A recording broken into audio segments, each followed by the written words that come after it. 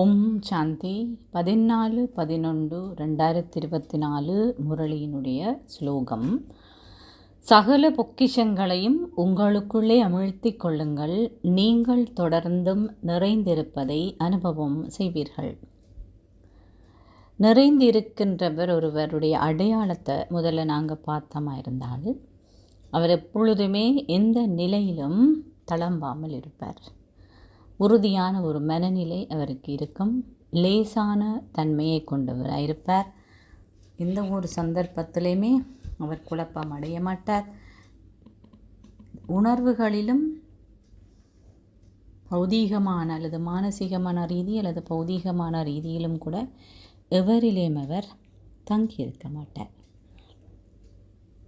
எப்பயுமே சந்தோஷமாகவும் திருப்தியாகவும் இருக்கிறதோட மற்றவர்களையும் முடிஞ்சளவுக்கு சந்தோஷமாகவும் திருப்தியாகவும் வச்சிருப்பதற்காக தான் அவருடைய முயற்சி செய்வார். என்னடா அகத்தில் இருக்கிறது முகத்தில் தெரியும்.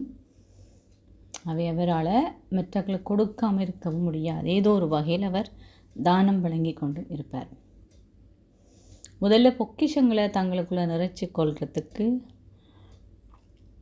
தங்களுக்குள்ளே இருக்கிற வீணானவை அல்லது குப்பைகளை வெளியேற்ற வேண்டும். அடிக்கடி பாபா முரளியில் சொல்வார், என்னென்னா உங்களுக்கு என்ன பலவீனம் இருக்குன்னு நீங்களே கண்டுபிடிச்சி அதை நீங்கள் நேர்மை என்னட்ட சொல்லி நீங்கள் அதில் இருந்து விடுபடணும். ஏனெண்டா எனக்குள்ளே குப்பை இருக்கேக்கலைனால நல்லதை நிறைச்சி கொள்ள முடியாது. ஏனென்றால் நாங்கள் எப்பொழுதுமே எங்களுடைய மனசுக்குள்ள அழுக்கு அல்லது வீணானது இருக்கேக்க நல்ல விஷயத்தை அதுக்குள்ளே போட்டோம்னா அதுவும் இதோட கலந்துடும். அப்போ எப்படி ஒரு அழுக்கான தண்ணி இருக்கிற வாளியிலிருந்து நாங்கள் அழுக்கு வெளியேற்றோம்னா தொடர்ந்து நல்ல தண்ணியை ஊற்றி கொண்டு வந்தோம்னா அழுக்கு வந்து வெளியில் போயிடும். அவை நாங்களும் தொடர்ந்து என்ன செய்யணும்னா நல்லுணங்களை கொண்டிருக்கணுமா இருந்தால் முதல் எண்ணில் இருக்கிற பலவீனங்கள் குறைபாடுகள் என்று சொல்லப்படுகின்ற தீய குணங்களாக இருக்கலாம், அல்லது சின்ன சின்ன கணக்கு பெரிய விடயங்கள் இல்லாவிட்டாலும் பழ வளர்க்குறது, சுடுசுடுக்கிறது, எரிச்சல் அடைகிறது, காலத்தை தள்ளி போகிறது, புட்டு பார்க்குறது, போட்டி போகிறது, தாழ்வு மனப்பாங்கு, இப்படியான சிறிய விடயங்களை நாங்கள் என்ன செய்யணும், எங்களை இந்த அகற்றத்துக்கு தான் நாங்கள் எங்களை நிறைச்சி கொள்ளணும்டா. தினசரி எங்களை நிறைச்சி கொள்றதுக்கான பிரதானமான வழிமுறை பாபாவோட எல்லா உறவு முறையும் நாங்கள் வச்சுக்கொள்வது. பாபாவோட எல்லா உறவு முறையை நாங்கள் நிறைக்கும் பொழுது எங்களுக்குள்ள அனைத்து வகையான குணங்களும் நிரம்புது. ஏனெண்டா பாபா ஒவ்வொரு உறவு முறையிலும் ஒவ்வொரு குணத்தை எங்களுக்கு கொடுக்குறேன்.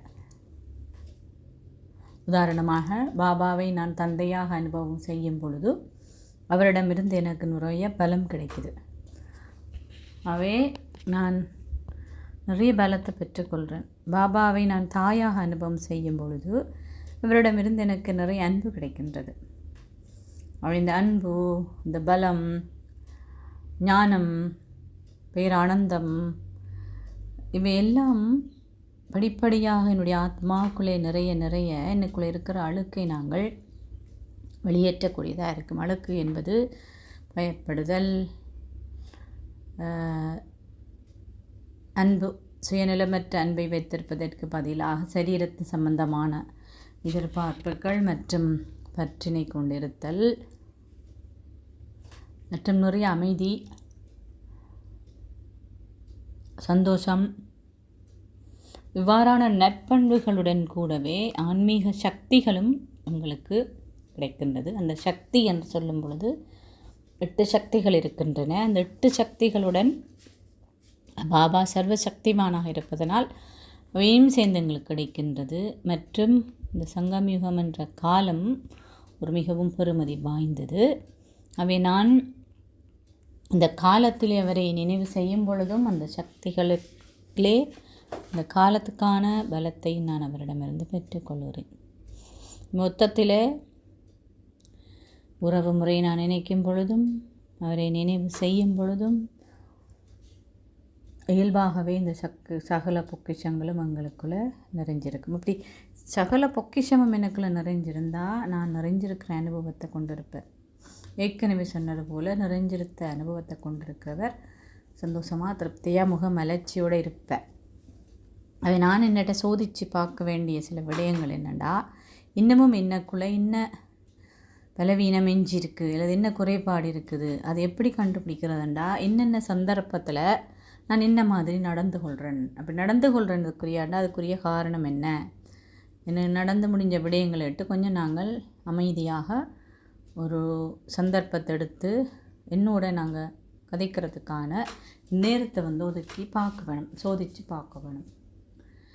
கடந்து போன பல மணித்தியாலங்களில் இல்லை சில மணித்தியாலங்களில் நான் என்ன மாதிரி என்னுடைய பிஹேவியர், என்னுடைய நடத்தை எப்படி இருந்தது, நான் பதட்டப்பட்டனா, தவறான வார்த்தைகள் பயன்படுத்தினேனா, அல்லது மனசில் தான் ஒரு நிதானம் இல்லாத எண்ணங்கள் அல்லது குழப்பங்கள் வந்ததா.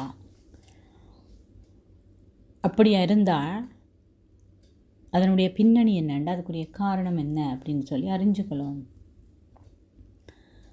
உதாரணத்துக்கு ஏதோ ஒரு சந்தர்ப்பத்தில் நான் கவனீனமாக இருந்துட்டேன் அப்படின்னு நான் உணர்ந்தேன்னு சொன்னால், கவனமாக இருப்பதற்கான சக்தியை நான் பாபாவிடமிருந்து பெற்றுக்கொள்ளலாம். சின்ன சின்ன சத்தியங்கள், சின்ன சின்ன உறுதிமொழிகள், வாக்குகள் எல்லாம் எங்களுக்கு பலத்தை கொடுக்கும்.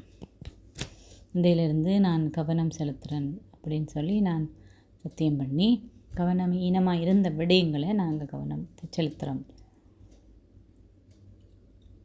அது மாதிரி ஏதாவது தவறான ஏண்டா பாபா சொன்னார், யாரையாவது நோகுற மாதிரி அல்லது கவலைப்படுத்துகிற மாதிரி அல்லது சந்தர்ப்ப சூழ்நிலையை புரிஞ்சு கொள்ளாத மாதிரி நான் சில வார்த்தைகளை பயன்படுத்துகிறேன்னா, அதுகளை நான் பயன்படுத்துகிறேன்னுண்டா அதால் அவைகளுடைய மனசு நோகடிக்கப்படுது அப்படின்னு சொன்னால் அதை நான் எப்படியா இல்லாமல் செய்யலாம் அப்படின்னு இந்த சம்ஸ்காரம் சொல்லப்படுகின்ற சில விடயங்கள் எங்களுக்கு மற்றவைக்கு துன்பத்தை கொடுத்து கொண்டு இருக்கும். உங்களை அறியாமல் நாங்கள் சொல்லுவோம். சிலர் அது இல்லாமல் மற்றவர்களால் தாங்க துன்பப்படுவாங்க. அண்டா அவங்கள்ட்ட சில பலவீனத்தை தாங்கள் அதுக்கு ஒத்து போகிறதன் மூலமோ அல்லது உதவி செய்ய போகிறதன் மூலமோ தாங்கள் துன்பத்தை எடுத்துக்கொள்வார்கள். அதுவும் ஒரு தவறு தான். துன்பம் கொடுக்கக்கூடாது, துன்பம் எடுக்கக்கூடாதுன்னு பாபா சொல்கிறார்.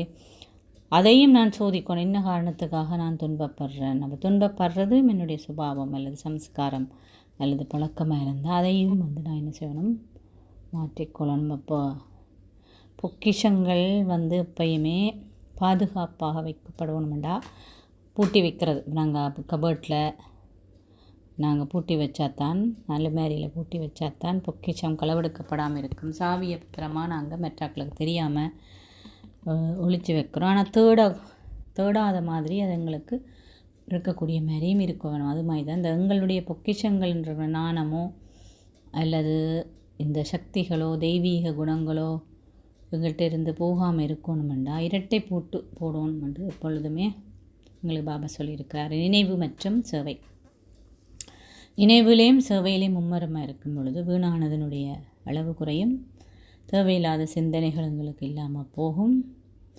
அப்பொழுது நாங்கள் எங்களோட பொக்கிஷங்களை பாதுகாத்து கொள்ளலாம். மற்றது இந்த பொக்கிஷங்களை அதிகரிக்கிறதுக்கு இன்னும் வழிமுறை என்னன்னு சொன்னால் பகிர்ந்து அளிக்கிறது.